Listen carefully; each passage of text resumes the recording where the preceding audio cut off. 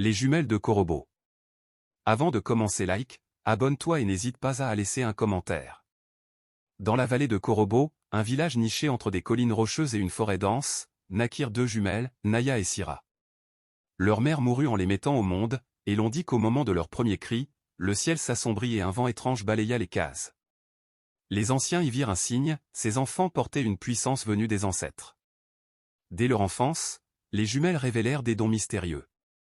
Naya, douce et généreuse, avait le pouvoir d'apaiser. Quand elle chantait, les malades respiraient mieux, les champs reverdaient, et les tambours semblaient résonner plus fort. Sira, farouche et silencieuse, attirait l'ombre. Là où elle passait, les chiens hurlaient, les lampes s'éteignaient, et certains disaient l'avoir vue parler seule dans la nuit. Les villageois se partagèrent, certains vénéraient Naya comme une bénédiction, d'autres craignaient Sira comme une malédiction. Un soir de pleine lune, alors que les anciens célébraient la fête des ancêtres, Sira brisa le cercle sacré en invoquant un esprit sombre sous l'arbre totémique.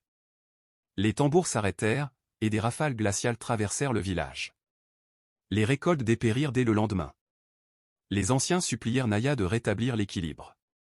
L'affrontement des jumelles devint inévitable. Naya, entourée des prêtres et de griots, pria les esprits lumineux avec des offrandes de miel et de lait.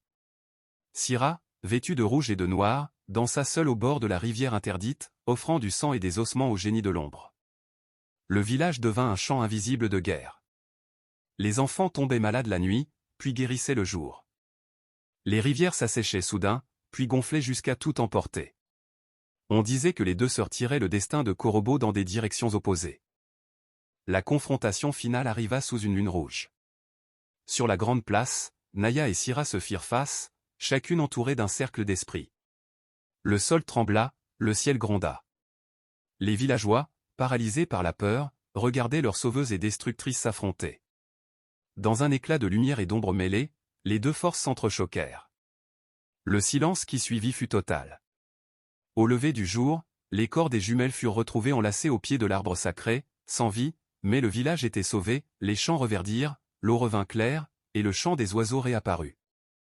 Les anciens enterrèrent Naya et Sira côte à côte, dans la même tombe, car malgré leurs choix opposés, elles restaient sœurs.